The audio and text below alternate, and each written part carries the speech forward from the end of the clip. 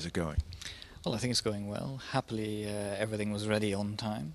About 6 weeks ago, looking around, we thought, gosh, this will never be ready. But I didn't say it out loud. And the collection's back in the old building. The first exhibition is open. Everybody is milling around, and I think it's going well. Now, you've been talking to a lot of people today, and for many people this is their first impression. We've been here together, but what's your general impression from what they say to you? Mm-hmm. I think the reactions are enthusiastic. Generally people have had some idea of what to expect from the outside of the building, the new wing, but I think they're really generally quite astonished when they come in and they see what I describe as breathtaking interiors. And it's a building that in some ways holds its secrets until the last. As you walk around and then you see the opening with the pond, you see the titanium facade, you come down and you see the light catching on, glancing over the streaming water. And then when you come in and walk around the corridor into a space like this, which I think captures something of the open and inviting feel of Rietveld's original building, I think people are really quite taken aback, and it's, I hope, an impressive experience for them. In speaking with the architect earlier, he said that one of his ideas was not to impose too much on the area, and that only 30% of the area of the building itself is above ground. That's above ground now is filled with art. How does that feel?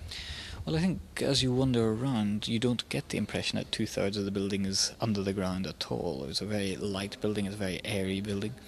And of course it's great to see it with art in it, fulfilling its proper function. What is going on over in the old building? You know, I haven't had a chance to walk over there yet, but how has that changed? Well, you'll see that we've completely renovated the old building. Everything's been taken out and done again. About 10 months ago there were just 4 walls and a roof left standing. There's a new presentation of the permanent collection. We've been able to give it much more room, and we've hung the pictures in such a way as I think to give each picture more attention. I think the phrase wall power comes from America, but Van Gogh's pictures have certainly got wall power, and we try to give them the room so they can come across and people have room to see them. There's a new presentation of Van Gogh. There's also a new presentation of the Van Gogh in the context of the 19th century, and that we're very pleased with. We think it works very well. Well, John, I know you're real busy today, so thank you very much for talking with us. That's a pleasure. Thank you.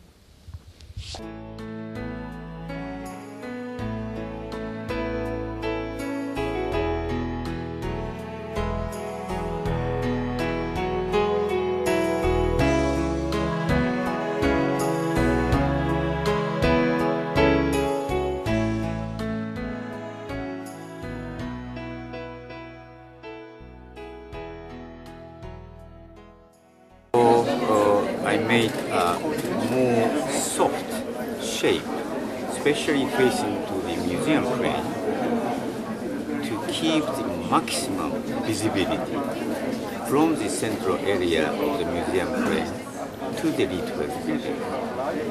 And the most important thing is more than 70% of the building is underground to reduce the volume, to make architectural profile is quite low. It means I'm always trying to keep the original landscaping of the Rietveld's.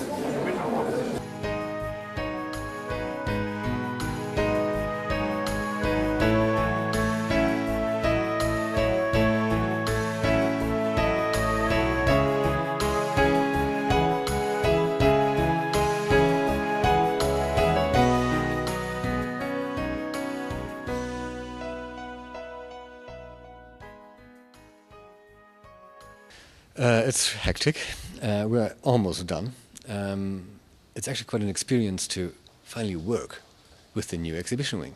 I mean, you've seen the plans, you've seen a model, you've had a little, practice with little, tiny scale models.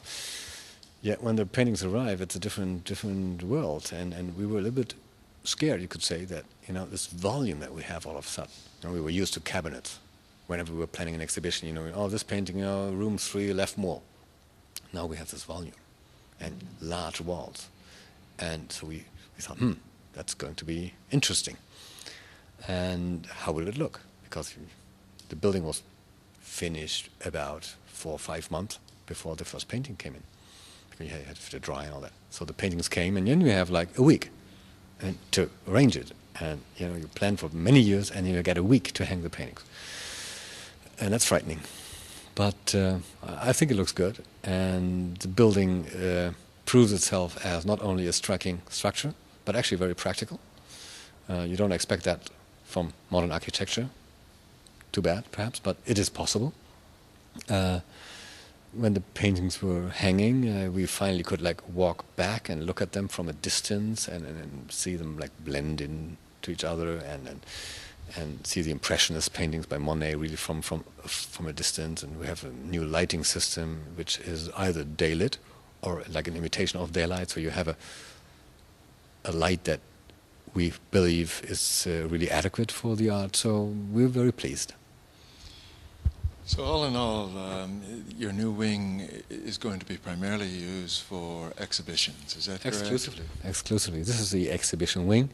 It's built for exhibitions, yet it is built actually for the old situation, because our collection was expanding and always suffering from the exhibition. So we always had to take a floor down and have our exhibitions there. And now finally we can do it here and leave the collection more or less alone, and people can see more paintings. Van Gogh is distributed all over the floors in the old Rietveld building, and the tourists and the visitors, they can distribute better, evenly over the building.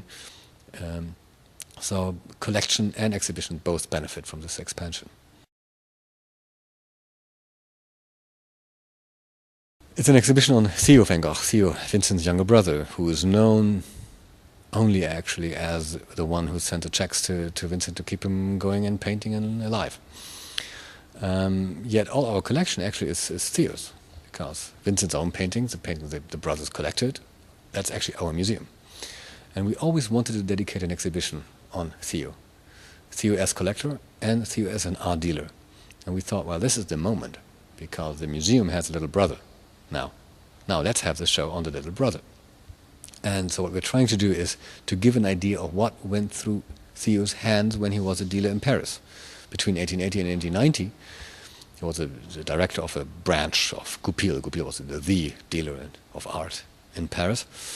And Theo sold in these 10 years about 1,000 paintings by 300 artists. Of course, they're not all here now. Some paintings we'll never find, really. But yet what we're trying to do is to give a panorama of what was to be seen in Theo's gallery, and not just the modern stuff, not just the academic stuff, really a mix of both. For the first time, perhaps in the exhibition history, we have a room in which you can see a painter like Jean-Léon Gérôme. He was like the most expensive painter of the time, Orientalist, like you see the excursion of the harem on the Nile, like there's all kinds of paintings. And in the same room you have Gogh, paintings that were unsaleable. But everything was to be seen at Theo's gallery at the same time, and to give an idea of what could happen, what the whole panorama. That's the idea of the show, and I mean, we were a little bit worried that it could be a messy confusion, but I think it actually works quite well.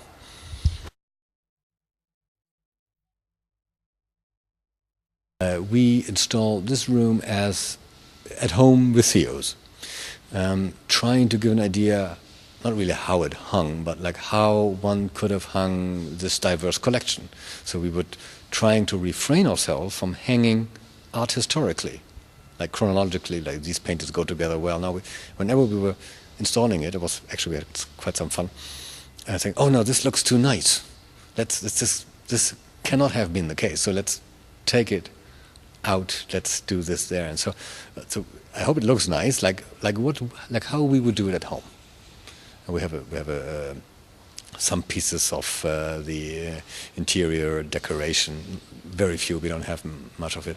We have prints which we plaster the wall with because even though you have Gogh and you have other pastels like Pissarro, like mix and like looks like a big wall decoration. Because of course for Theo this was like the art of my friends. So perhaps when you have prints or drawings or art from your friends, you hang them because you like them, you know, they mean something to you, and you mix it all together. You don't think that you will not charge an entrance fee for your friends to visit your apartment. So this is how we were trying to hang it, just like not really scholarly. So we were also wondering how that will be received by the public. So far, so good.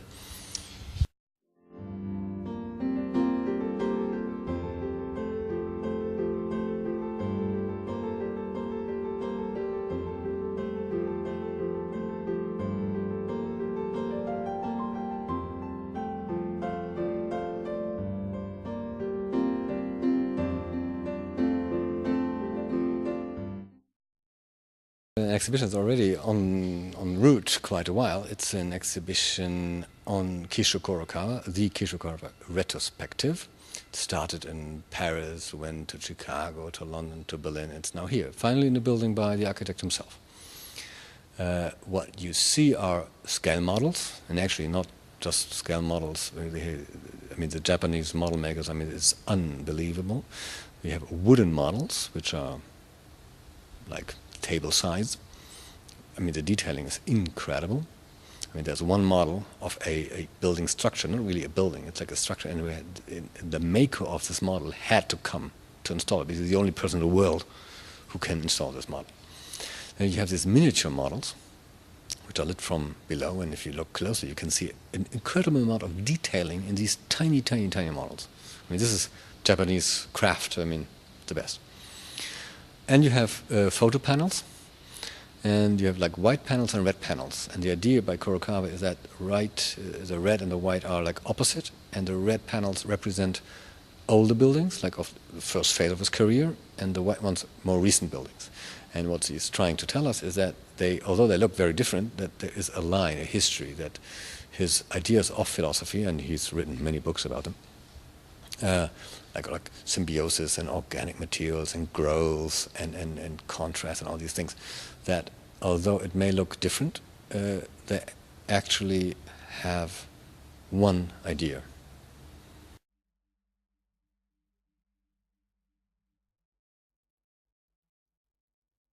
Trying to create something which is absolutely modern and yet reflects the culture of the place. Same thing he does with the Van Gogh Museum. I mean, it's a geometrical form, answers to the existing museum by Gerrit Rietveld, which is like a kind of cube block structure. Although this looks very different, it is an answer to what we have already. So it's very individual, yet takes into account what is there already. It's also, again, a very Japanese approach. I mean, you just don't put something without any context, but you really take into account what there is. Now, I know this exhibit is going to run throughout most of the summer. Right. What do you have in the future coming up? Yeah, life goes on after Theo, and actually our program is almost filled until up to 2002. Even this year we have 3 more exhibitions, 2 major ones. The next one is the collection of Dr. Gachet. Dr. Gachet is the doctor who in Auvers who is the one actually who worked with Van Gogh at the end of Van Gogh's life.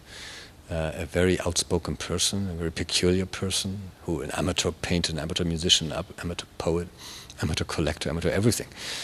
Some even say he was an amateur doctor, but he had a degree.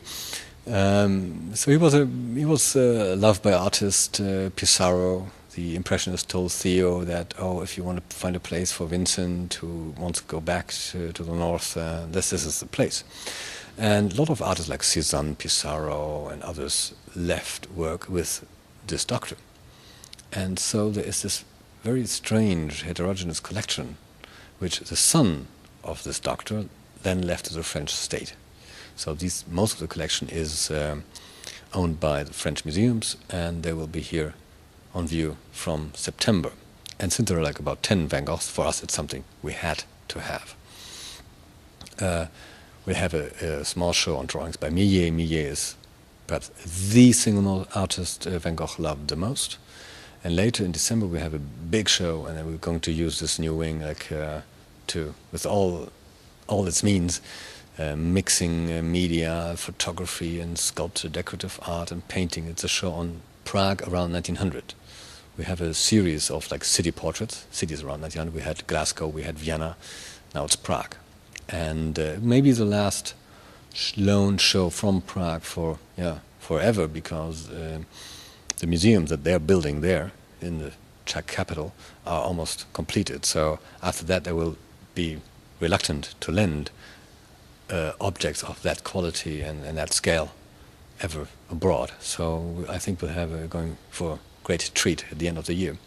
And it goes on and it's gone. And the last high point I can mention already is you should book your tickets already if they were available.